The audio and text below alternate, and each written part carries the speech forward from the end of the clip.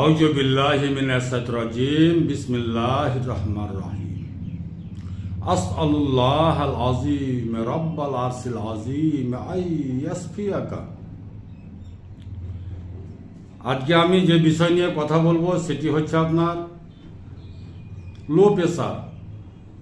যে মায়েরা, যে বোনেরা, যে ভাইয়েরা ও যে বাবাজিরা যারা লো প্রেসার নিয়ে ভুক্তভোগী আছেন তাদের জন্য খুব সুন্দর একটা আমি ন্যাচুরাল জিনিস বলছি, যেটা আপনার বাড়িতে মজুদ আছে আর আপনি জানছেন না, তাতেই আল্লাহ পাক শিফা দিয়েছে। সেটা কি, সেই সম্বন্ধে আমি আপনাদেরকে জানিয়ে দিচ্ছি।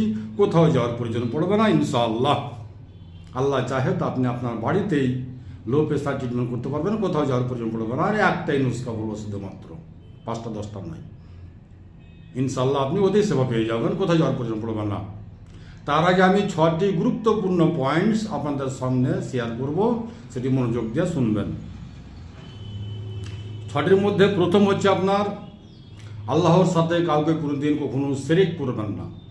শিরক সম্বন্ধে বাঁচুন, শিরক সম্বন্ধে জানা আপনার কর্তব্য। শিরক থেকে আল্লাহর কাছে বেশি বেশি করে তওবা করেন, কেননা আল্লাহ পাক তওবাকারীকে খুব পছন্দ করেন। যদি আমার দ্বারাতে ভুলবশত শিরক হয়ে থাকে, আল্লাহ যেন আমাকে মাফ করেন। 2, নামাজ কায়েম করুন। 5 ওয়াক্ত নামাজ আমাদের উপরে ফরজ, তাই আমরা প্রত্যেকেই নামাজ পড়ব। নামাজ ছাড়া কেউ থাকবো না।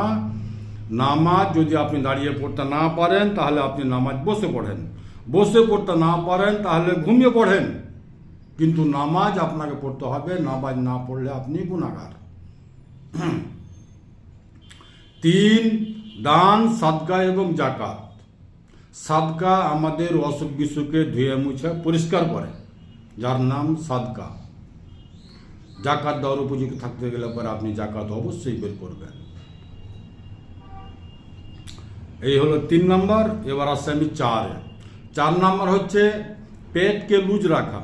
পেট ভর্তি কখনো খাবার খাবেন না, সব সময়ের জন্য কম খাওয়ার চেষ্টা করেন। খাস করে রাত্রের খাবার আপনি অতি অল্প খাওয়ার চেষ্টা করেন।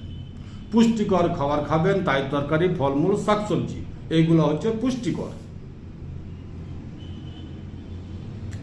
5, শরীরকে গরম রাখা।